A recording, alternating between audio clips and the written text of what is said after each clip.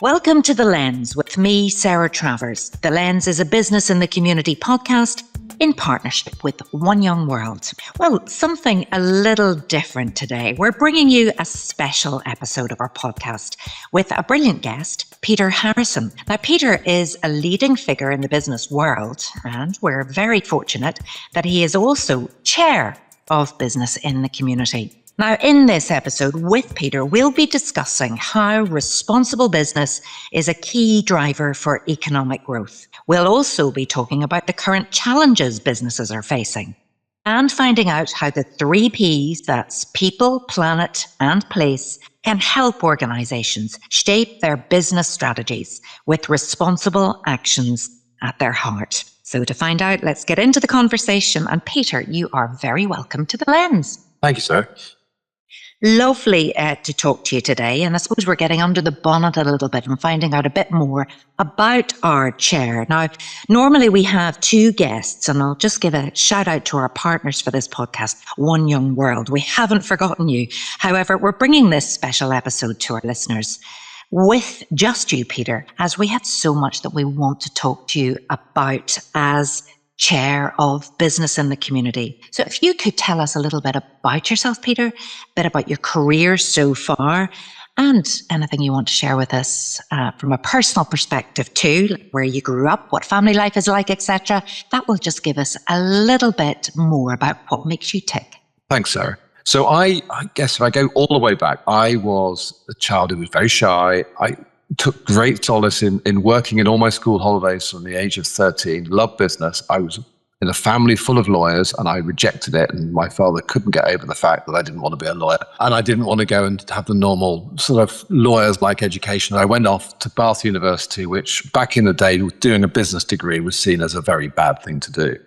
And I was really lucky. I was a product of a very early diversity program. And you might say, what on earth do you mean by that? Schroders had only ever recruited Oxbridge graduates until that moment, male Oxbridge graduates. And they said, we need some technical expertise. So I managed to slip into this very blue-blooded organization as a diversity candidate, which always makes me smile. And I only lasted there 3 years and got very itchy feet and went off. And I was lucky enough to work at several other organizations and saw the best and the worst of it. And eventually was able to grow my own business from 4 people to 100 and sold it to Schroders. And they said, come and work for us. And I very nearly didn't until my 10-year-old son said to me, Daddy, what would you do if they stopped asking you? And I realized I was quite insecure and said yes almost immediately. And went back and spent 9 years running Schroders, which during that period, we doubled in size. By the end, we were looking after $1 trillion of other people's money. So a position of trust, I think, is probably the thing which lives with me most. I am a bit of an introvert. I'm happiest on the side of a mountain. I have 2 children, 23 and 16.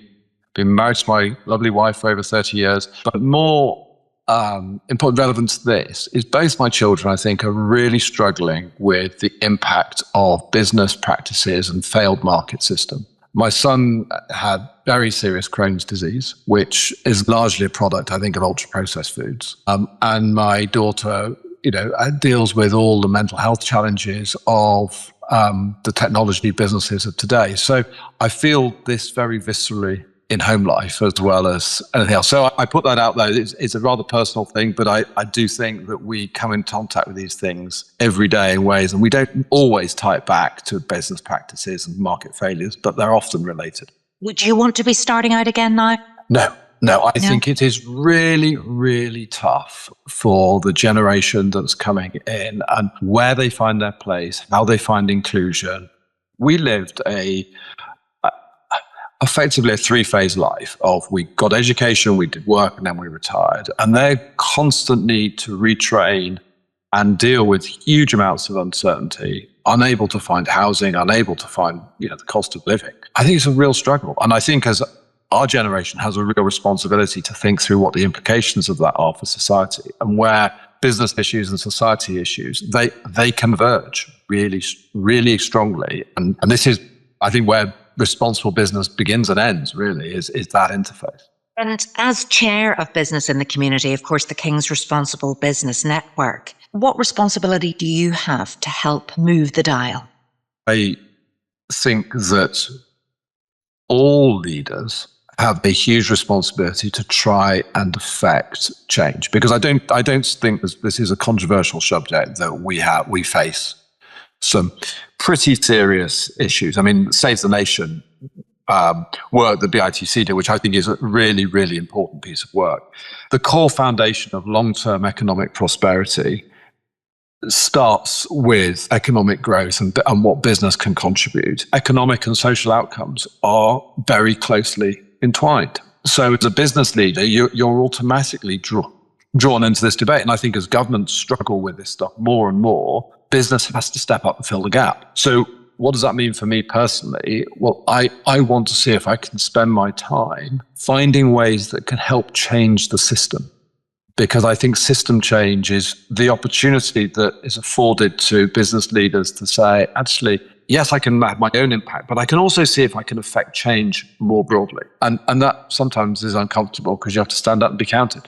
Yeah, and let's just talk a little bit more about the state of the nation work that BITC do. So they collate an annual report where they survey, I think it's 100 senior business leaders, and really understand what's going on. There were some really interesting findings this year. What was heartening, I suppose, is that people still believe that responsible business is a foundation for economic growth and prosperity rather than a distraction from it.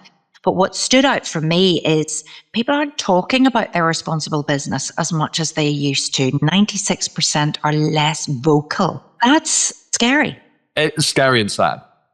Because I think we have to stand up and have a lot of these discussions. I've just finished working on the Water Commission, for example. The water industry in England and Wales is a complete mess. And there were some pretty difficult findings that came out of that. Through that process of calling out and saying what's wrong, you can see change coming about. And that's true in lots of areas of business. Two things I think are going on. One is there were businesses that were carried along and didn't feel that they were committed to the cause, but just went along with it. And they've now opted out. And that's fair enough. And in a way, I think it's a really good thing because you know where people stand on these issues much better. The second thing is that businesses that haven't opted out have really started to recognize and needed to justify to their boardrooms why they're doing things they're doing. And I think that is a really positive thing insofar as take diversity, equity, and inclusion, right? There is so much good evidence, and McKinsey wrote this fabulous report about it,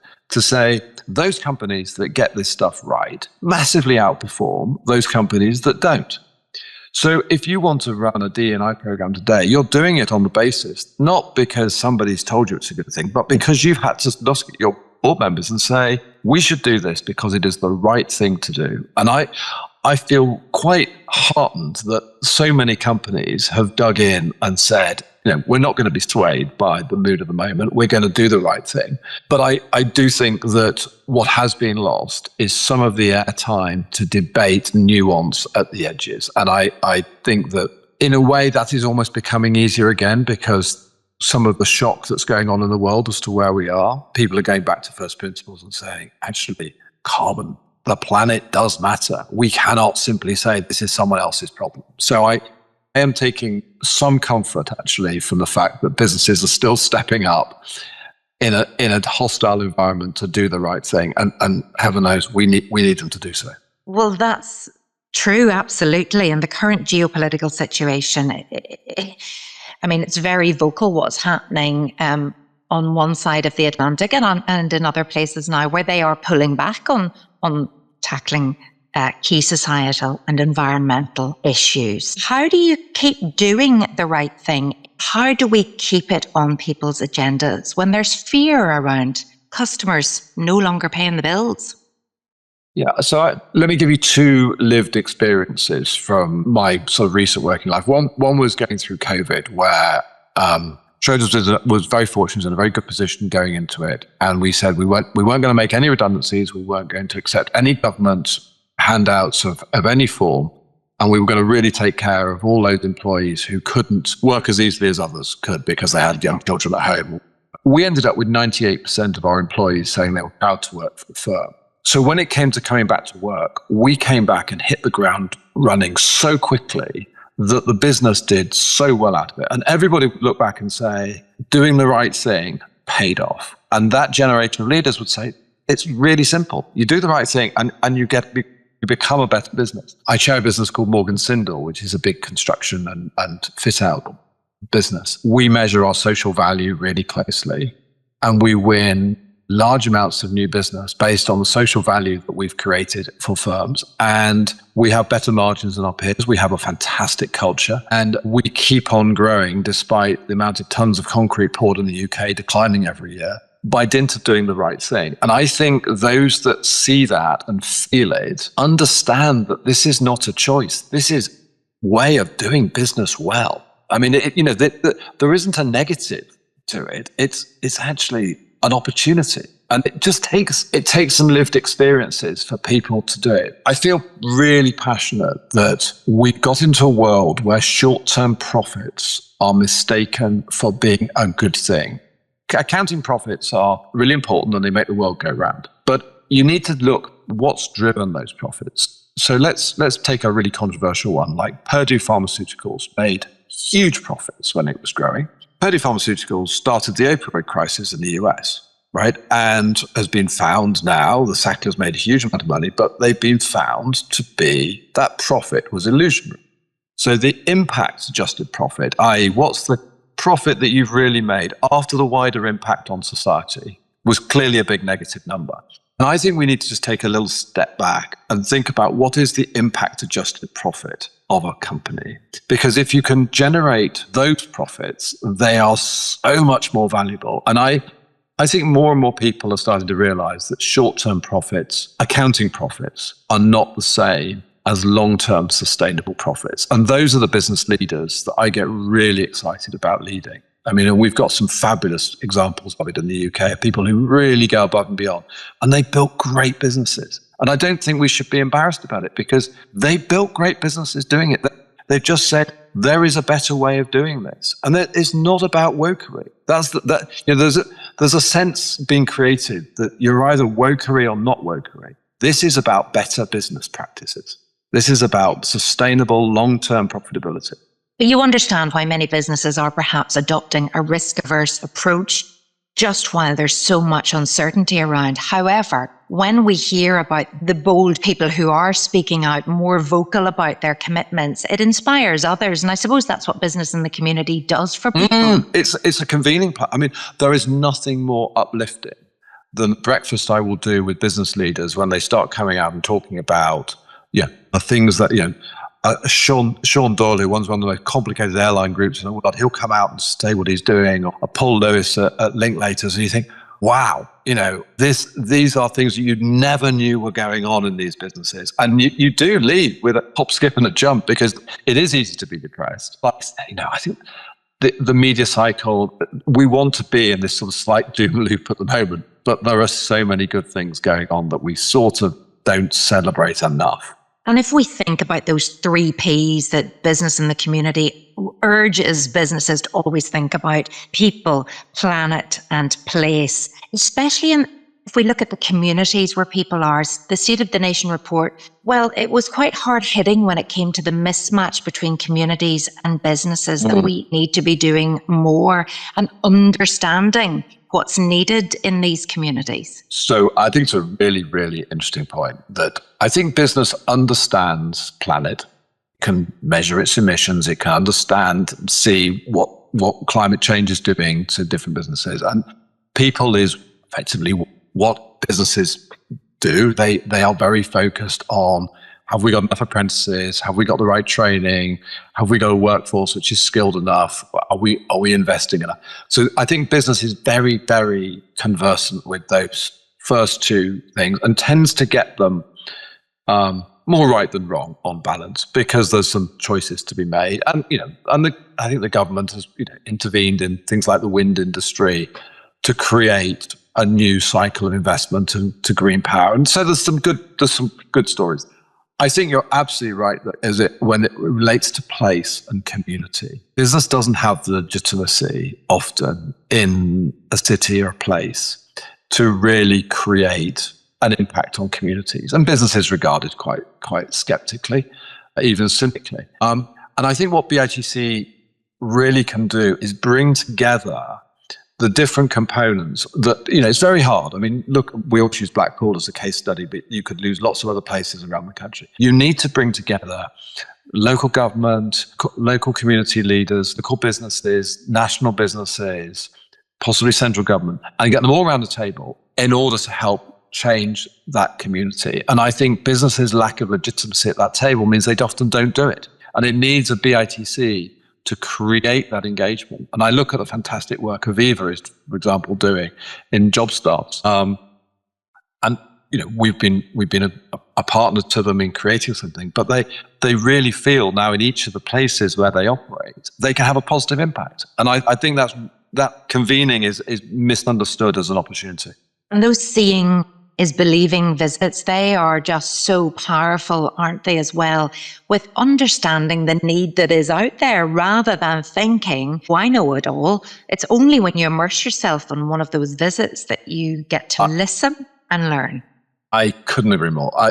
So look, we all know that chief executives are incredibly rational beings and they make lots of decisions every day. But what seeing is believing does is takes them to places which is much less comfortable and implies and sort of pulls on the heartstrings a little bit and says, look, you don't see this in your board. You don't see the extent of the challenges that are faced by these communities.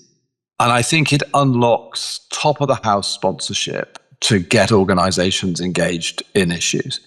And and again, I would make the case that the volunteering that stems from it, the coordination that stems from it, is positive for those businesses. It's not. I mean, I went on a Seeing is Believing up to Manchester with a chief executive whose business was largely built on apprentices and really had worked incredibly hard to use the apprenticeship levy to train a whole new cadre of people. And it was a massive education process for the rest of us to learn just what was achievable if you put your mind to it. And his staff was so motivated.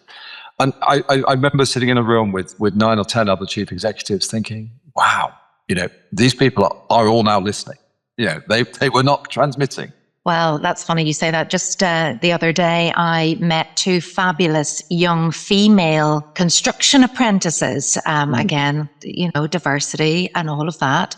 But it was with a specific focus on heritage skills. So I met a trainee stonemason who was going to restore some of all the old castles and buildings in Northern Ireland. And then I met a girl who'd signed up to a painting and decorating course, but she'd flipped over to the heritage skills and she's now a decorative finisher. So she works in like the Grand Opera House in Belfast doing the gold gilding. And I just thought, wonderful. This is exactly what we need more of. And they'll never be short of work, which actually brings us nicely to my next question. In terms of everything that's changing in the world of work, and you've alluded to some of them already, but we've got that speed of technology, we've got AI now, absolutely upon us, and the skills gap. So what then would you say, Peter, are your top tips for business leaders? How can they build trust, ensure they're resilient, and navigate change in such a fast-paced world, and really making sure that they're reaching those people in their communities to provide these jobs of the future? So this is, I think, probably the most important question. And I think it starts, with absolute honesty and candor that most business leaders, in common with the rest of us, have not really got a clear idea of how far and how fast this is going to go and the extent of the disruption that it's going to exist. And I think anybody who comes out and says, this doesn't affect our organization or whatever, I think is, automatically is starting to stand on some sand, because anyone who looks at this for a moment realizes that it is disruptive to us all. I think the point on skills is hugely important, that we are all going to be retraining. I started live coding computers, and I'm still learning massively that, this is way, way more powerful than any of us have really understood. I think we're also going to have to be very clear that technology companies have created products which are hugely addictive, and they are potentially creating, through making AI seem your friendly emotional support tool and all the rest of it. I really worry that the next big scandal will be the extent to which the damage that they've done. So Jonathan Haidt wrote a fabulous book the other day called The Anxious Generation. And basically what it charts is teenage anxiety, teenage suicides, teenage self-harming, and the correlation with the advent of the smartphone. And it was the move which started so many schools to have a look at whether they should be allowing phones in schools. But this doesn't have to be that way. If you look at the way it's developing in China and other countries, they've intervened and said, this is unacceptable. And I think we need to be saying to our politicians, we don't want an AI environment. We don't want a technology environment, which is going to do the damage which is doing to our society today. And I think, that needs to become a way bigger issue. And that has to come from people, not just from business. That has to come from across the spectrum. So I think business leaders need to stand up about that. They need to be very honest about their firms. But they also need to recognize that their business model is probably going to have to change quite radically. And they need to start investing in the trust and understanding of their workforces to enable them to change their business model. Because change is hard, change is uncertain, and to take your workforce with you, you're going to have to be really deliberate about it. And I fear at the moment, we look a little bit like the lemming which has run over the cliff and our feet are still going massively, but we're not accepting there's a big drop below us. But is that not the case that, that people, they hear what you're saying, but they still don't know exactly what to do? No, but I think that's, we don't, you're right. We don't know what to do, but we do know some things, right? We're going to have to engage with it. We're going to have to put some guardrails to the extent that we cannot create a monster. So now is the time to be really deliberate about that. And we should be calling that out. And we need to have that relationship of trust with our workforce that says, we're all facing this. We're going to go on this journey together and we're going to do our best as a business to come through that. And you can't generalize for all businesses, but every business leader needs to create that level of engagement with its workforce and reinvesting in its workforce in order to do what is going to be a mountain ahead. Absolutely. And do you believe that business in the community should be leading on this as well? Absolutely. It is probably one of the most, there are two different types of issues, isn't it? This is the most important forward-looking issue that business faces. And so I think that by definition needs to engage BITC.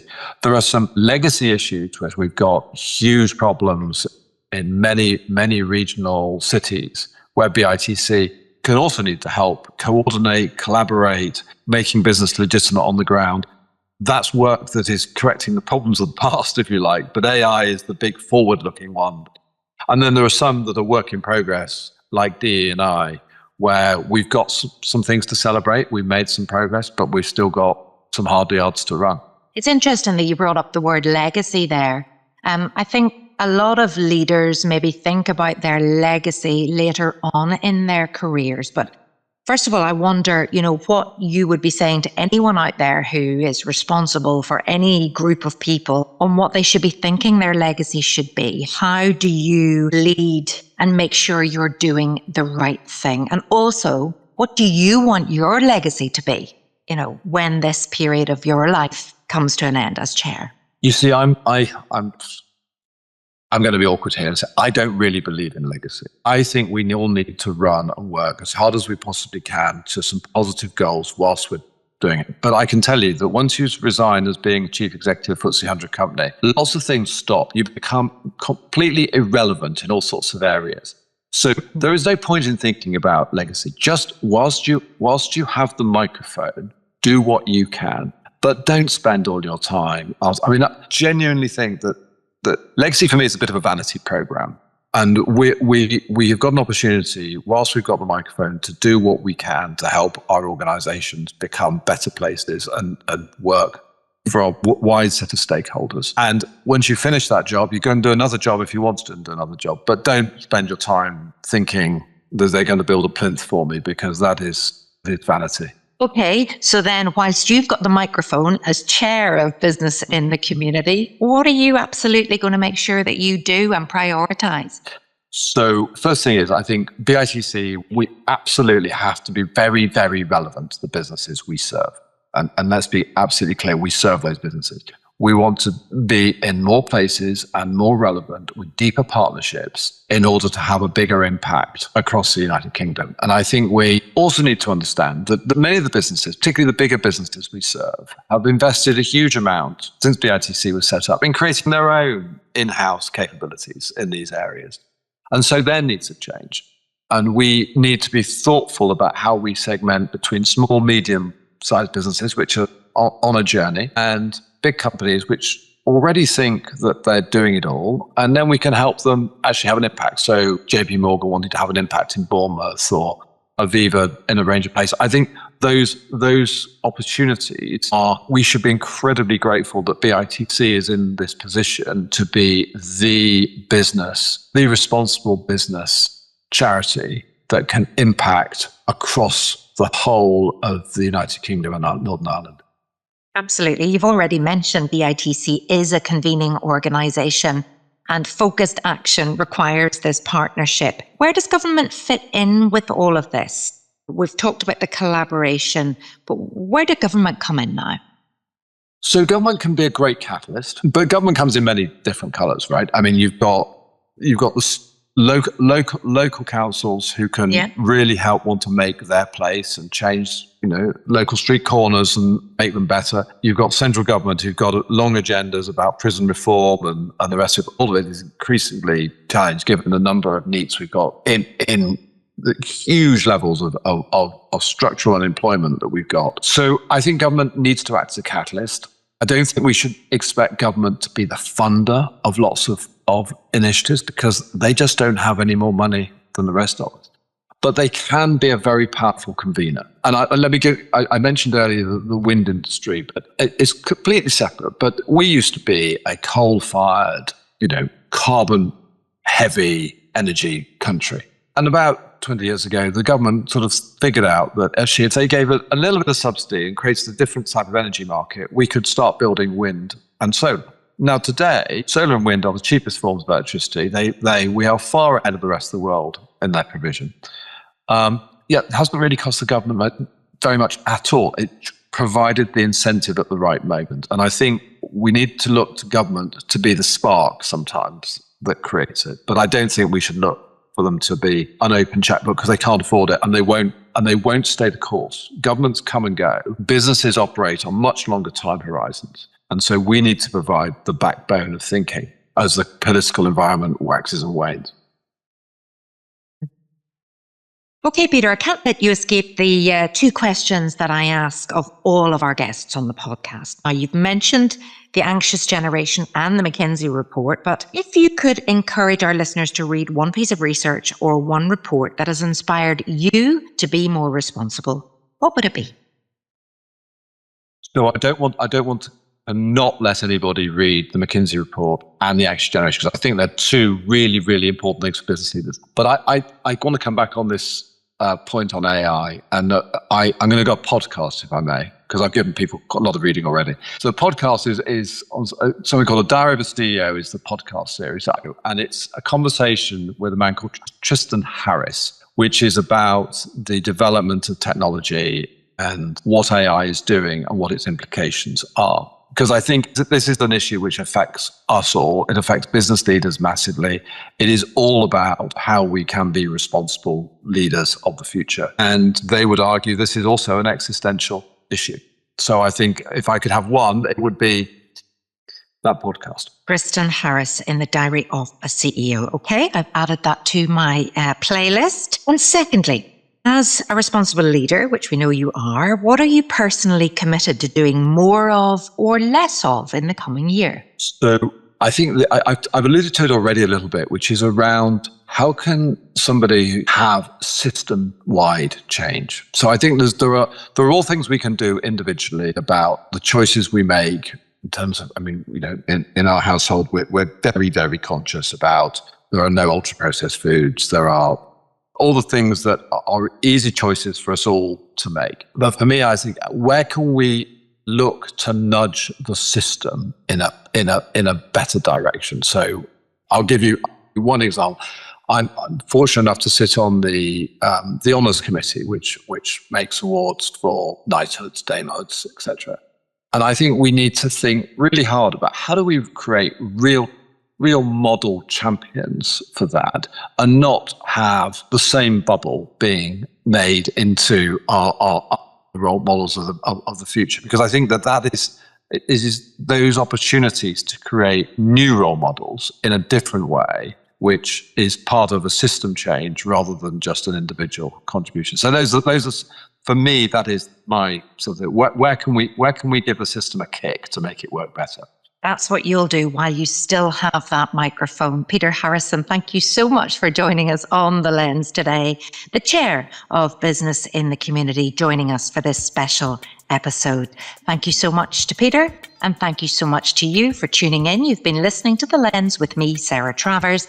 And if your business would like to understand how responsible business practices can be good for your business and for the economy, please visit www.bitc.org.uk. Tune in next time. Bye-bye.